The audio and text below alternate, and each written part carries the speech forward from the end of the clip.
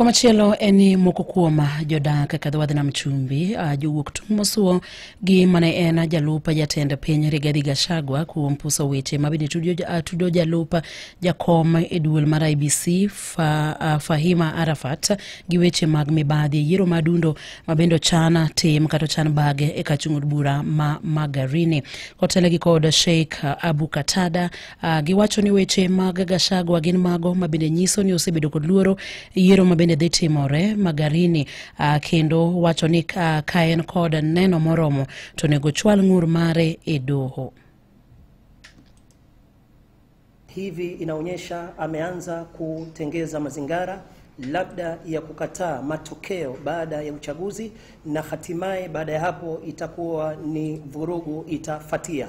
Na sisi kama viongozi wa kidini hatuwezi nyamazia jambo kama hili, kwa sababu amani twaona ni amana, na hii amana hatuwezi ona mtu anachezea ama anasababisha nchi yetu kupoteza amani na kuingia katika hofu. Ikiwa kuna kosa lolote limetokea upande wa siasa, IEBC ina utaratibu wa mtu akiwa na malalamishi yake awe ni mwenye kuchukua hatua zipi.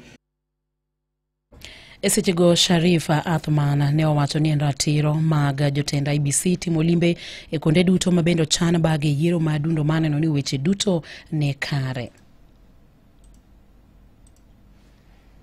Lugha za uoga ni lugha ambazo za kuonyesha kwamba tayari amejihisi kwamba yeye ameshindwa katika huu uchaguzi. Sidhani kwamba kuna kamishna yeyote hapa katika uchaguzi huu unaoendelea yuakaa ofisini na haendi sehemu nyinginezo katika uchaguzi.